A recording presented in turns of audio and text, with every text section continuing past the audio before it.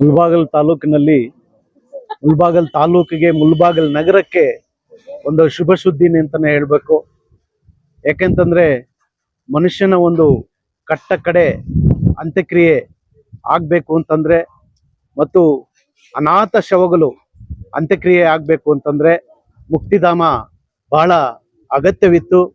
ಅದರಲ್ಲಿ Mulbagal Rotary central ವತಿಯಿಂದ ನಮ್ಮ ಕಾರ್ ಶಂಕರನ್ನವರ ಅಧ್ಯಕ್ಷತೆಯಲ್ಲಿ ಮತ್ತು ಬೆಂಗಳೂರು ಲೇಕ್ ಸೈಡ್ ಅಧ್ಯಕ್ಷರಾದಂಥ ಖಾನ್ ಸಾರ್ ಅವರ ನೇತೃತ್ವದಲ್ಲಿ ಸುಮಾರು ನಮ್ಮ ರೊಟೇರಿಯನ್ಸ್ ಬಂದಿದ್ದಾರೆ ಬೇರೆ ಎಲ್ಲ ಕಡೆಯಿಂದನೂ, ಮತ್ತು ನಮ್ಮ ಕಾರ್ಯದರ್ಶಿ ಮೇಡಮ್ ಅವರು, ಪ್ರಸನ್ನ ಮೇಡಮ್ ಅವ್ರ ಕಡೆಯಿಂದ ಬಹಳ ದೊಡ್ಡ ಮಟ್ಟದಲ್ಲಿ ಅನುದಾನ ಸಿಕ್ಕಿದೆ.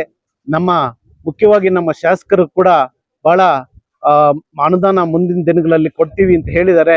ಅವರ ಹಸ್ತಾಕ್ಷರದಿಂದ ಭೂಮಿ ಪೂಜೆಯನ್ನ ನೆರವೇರಿಸಿರೋದು ಮತ್ತು ನಮ್ಮ ನಗರಕ್ಕೆ ಅಗತ್ಯವಾಗಿದ್ದಂತಹ ಮುಕ್ತಿಧಾಮವನ್ನ ಮುಳಬಾಗಿಲು ನಗರಕ್ಕೆ ನಮ್ಮ ರೋಟರಿ ಸಂಸ್ಥೆ ಕೊಟ್ಟಿರೋದಕ್ಕೂ ಕೂಡ ನಾನು ಎಲ್ಲಾ ರೋಟೇರಿಯನ್ಸ್ಗೂ, ನಾನು ಕೂಡ ಒಂದು ರೊಟೇರಿಯನ್ ಆಗಿರೋದಕ್ಕೆ ನಾನು ಬಹಳ ಸಂತೋಷ ವ್ಯಕ್ತಪಡಿಸ್ತಾ ಇದ್ದೀನಿ.